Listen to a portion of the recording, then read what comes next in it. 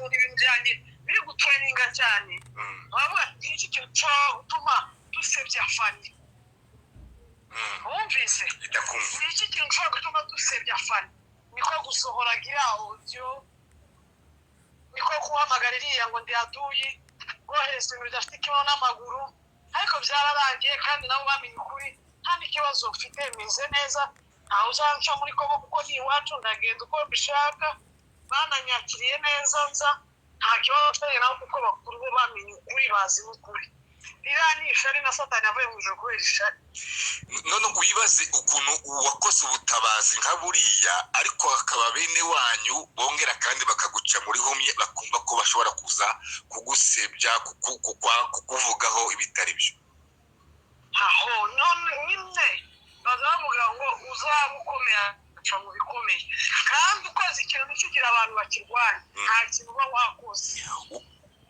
warahitinze kurusha Nyamjaleti yakoze ibyo akora wowe wakoze ibirenze ibyo Nyamjaleti yakoze urumva ntaho duhurira nanjye ndakubwiye ngo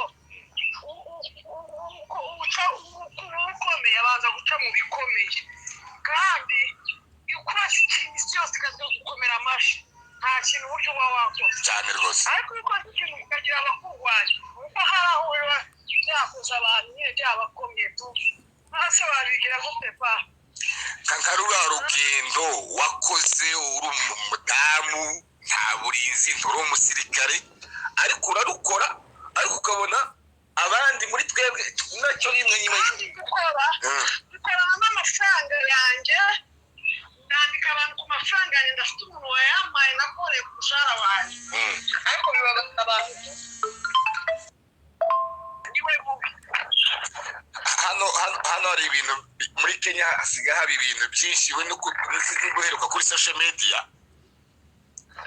imiriro yaratse babandi bari mu bikorwa basansibiliza abana barongera kandi ubwabo bagasubiranamo Yemana abantu kwibaza uyu nguyu niwe wari none hari ibiganiro se kuki abayobozi bundi batatabara ahubwo bagahora babwira abandi ngo ndibatabare aha jewe aza gupfisha abasaza banjye batana abana bakuru bacu babiri saba nani abandi bashize abasaza babo niyo abasaza babo baje kubasura muri Kongo bavuze ni kwamuka muguma ariko bakumva ko abana bagomba gukomeza gupfa kubera iki nabo batabaye exactly icyo kintu mvuze rero nicyo kintu cyabaye ikintu gikomeye ugasanga uje kubwira umwana wundi ngo tabara ariko bakubwira ngo tanga bawe ahubwo ukabaza no bose ukabashingira ama business atandukanye nta mpamvu intambara zacu zanze gushira ariko abahagaze bazasirwana sizana n'abagore bazafata imbuto barwane sivuga ko bigo bakorera amanyanga ako macu bene macu barambabaje tureke iby'ubukristo n'ikuvuga ngo datari hariya cyangwa niho kwiwacu abantu barambabaje ku rwego rwo hejuru ariko narababaye n'umutwanje wose ubu ngubu muri Kongo ikintu ngo kigezweho ngo no guhindura Yes guys, murumva rero ukuntu bimeze. Iyi ni yasaga ya Nyamjaleti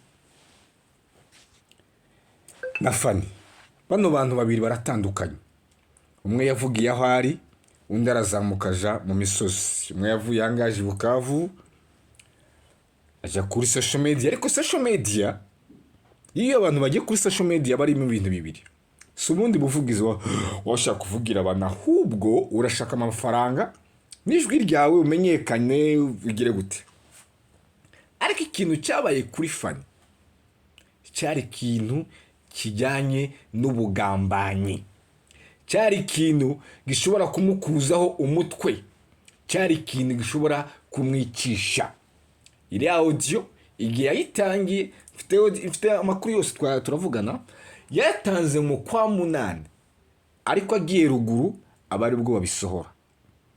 Ukabona rero ukibaza ngo se Abanyamurenge ni irihe shari dufitanye bigeza ahantu umwe arahitinga umwe yamuna views tukamarana. Ni nabyo bintu mwaye mubona hano ama social media ya hano muri Kenya benshi mwibwira ngo ni social media ariko birimo amashari yo kumenyekana, umwe afite views undi yazibuze. Ya mashari y'Abanyamurenge ese mwabanyamurenge mwe mwebwe mwanga kubana abangaba nabasamo bwabo bombi bose nabasama sindi mirara mwebwe muri kwanga guhuza muri ubu buryo ni mwebwe muzabana nandi moko buriya rero ivangura rigenda riva ahantu hamwe na hamwe muri twe ni mwebwe muzabana nandi muri Kongo rero muri Kongo ntabwo dukeneye kugira ngo abanyamurenge ubwabo barwane ubu hari ibibazo hari abantu benshi bamaze gusambura imihana y'abanyamurenge kubera ngo bamwe n'utugara abandi ngo nibi abandi bakabakekaho ibindi bintu bitanafatika bakabahimbira hari ikintu cyitwa guhimba ikinyoma kimaze gufata imbaraga nini cyane imbaraga nyinshi muri societe dutuyemo abaceyamani ubwabo bazanye umwuka mubi mu bayoboke babayobora ukibaza ngo se aya abanyamurenge kubera iki dufite uyu mwuka mubi w'amashari azatuma tubana n'abandi muko niki kidukwiriye nk'abanyamurenge rero twakwibaza ikidukwiriye nk'abanyamurenge niki ibaze rero jambo mapatri biko ba tribal ba pasteur kama Kongo iko na probleme mu dunia mzima si kwa sababu Kongo ni ya mzuri si kwa sababu inaitwa RDC ni kwa sababu shetani anaona fitir ya Kongo. C'est ça, amen. Future ya Kongo iko na baraka kushinda passé na présent. Na shetani anajua akiachia Kongo chance haitaendelea. Yes. Me probleme ya Kongo ni nini? Tunawaza FARDC itamaliza vita. FARDC haizimaliza vita. Yeah. M23 haitamaliza vita. Yeah. Amerika haitamaliza vita. Yeah. Beba tamaliza vita ni sie raia. Amen. Tanke mukichwa yetu ungali najua mie ni kabila fulani, huyu ni kabila fulani, huyu ni kabila fulani. Yeah. Hata mukileta Trump ye peke hapa, Yeah. vita haitaishaka. Yes, sir. Parce que vita pour que ishe, il faut sie raia tuelewe kama tuko bakongole. Yes. Angalia, ukifika Burundi utakutana banaitwa Barundi. Yes. Hata kama kuna makabila ngapi lakini hatuzijue wanaita Barundi. Ndio. Ukifika Uganda wanaitwa Waganda. Yeah. Ukifika Kenya wanaitwa Wakenya. Ukifika Rwanda wanaitwa Wanyarwanda. Yeah. Ni Mkongo tu. Njoke mtu anasemaka mie niko Munande, mie niko Muhunde, mie niko Mufulero, mie niko Munyamulenge, mie niko Muhutu, mie niko Mushi. Tanke tukingaliki nasema kabila zetu. Yes. Hatujasema kama sisi ni Wakongomani. Ndio. Vita itakuwa iko tu. Yes, avance. Mapasta wengi hawapendi hivi, mapadri hawapendi hivi. Ndio. Mapadri biko ba tribal, mapastere ba tribal, munawaza Trump atabamalizia vita ya ba tribal. Avance. ngibi bibazo rero bikomeye tuyiba mwambukije ubunyina rizamutunda mureke mbabwire barya ari mu kwiga wa celebrating biteye ishavu utugara n'abandi bose mwishimira yuko gufatwa kwa banyuko nabaso ngo ari byo bizobaheje shema ng'igihugu carafashwe ubu nyine bageze mutunda abaririya kuwimiko ntabwo ari imbabazi zitumye bahicara nuko byabananiye yuko baragarutse batera amabomba 57 hano hakurya Gakenke ahangaha kwa Rutaganda ariko ingabo zacu zisubira inyuma habe ni santimetri imwe kandi ibo basubiyeyo nabi kugeza ejo twasanzeho za mayitizi ibiri batayeho bananiwe no kubasha kuzikorera ico twababwira ntitwishimira gupfa kwabo ariko ico tubabwira no kubabwira kuko ino minembwe bazayerangirisha amaso nka kujya kwa Kanani ariko ntibazayikandagiramo tuyihagazemo mureke mbwira utugara ibyo mwesha mahanga mukababwira yuko minembwe igiye gufatwa ni ikinyoma cyanyu minembwe ntizafatwa nta nubwo bazayikandagiramo ico bazakora gusa bazayirangiza bazaba nka Mosi wageze ku musozi Mori ahubwo Mosi we yageze n'Imana ahambwa n'Imana yuko Imana niyo yabusubirira mwibikira ariko mwebwe muzohera mu mahanga muhunga amahoro muhunga ibyo mwavuze abantu bameze nk'abakongoro ngo karagenda ngo karishimira ngo baribeye ngo abana 14 Kinshasa ngo Minembwe iri beribere. Reka nkubwire kuko Minembwe iri libere yuko tugirimo turi mu mutunzo. Bari yahebica ba data na ba mama. Umunsi bishuriya mukeshuru Kongoro nta jambo wavuze. Ariko umunsi batera ngo bombe sinza bayiteye ngo bayitera nimba ari iriya kwa Murima.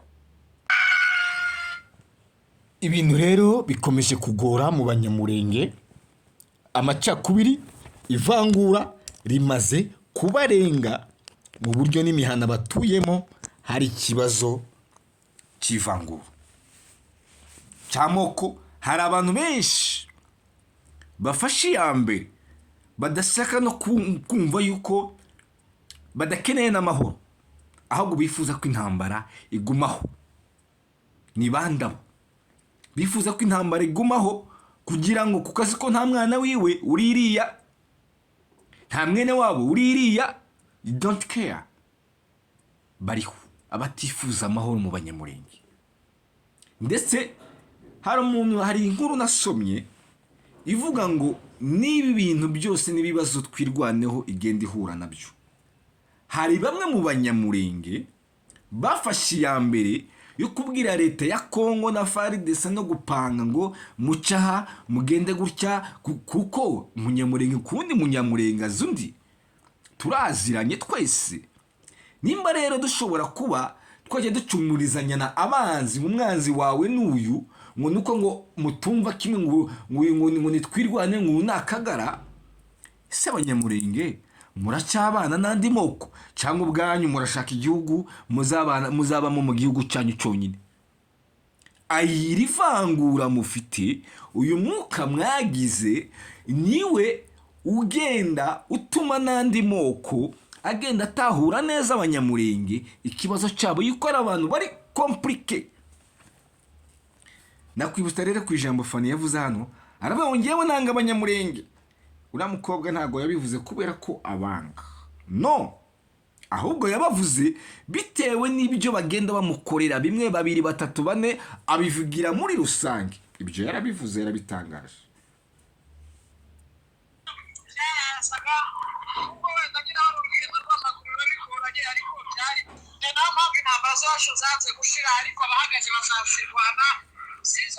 N'abagore bazafata imbunda barwane sivuga ko birirwa bakorera amanyanga ako maco bene mani barambabaje tureke iby'ubukristu n'igihugu ko datari hariya cyangwa niho kwiwacu.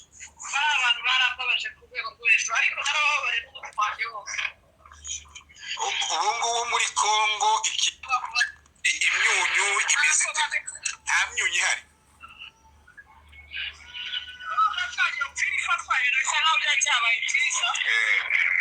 Byarazaga ubwo wenda nyine hari urugendo rw'amaguru babikoranye, ariko byari byiza.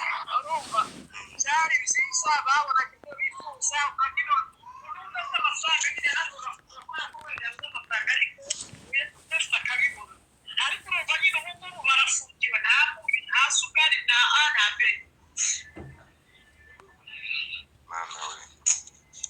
Guys, ibi rero ni ibyago dufite iwacu. Nta sukari, nta munyu, nta A nta B, nta kintu na kimwe.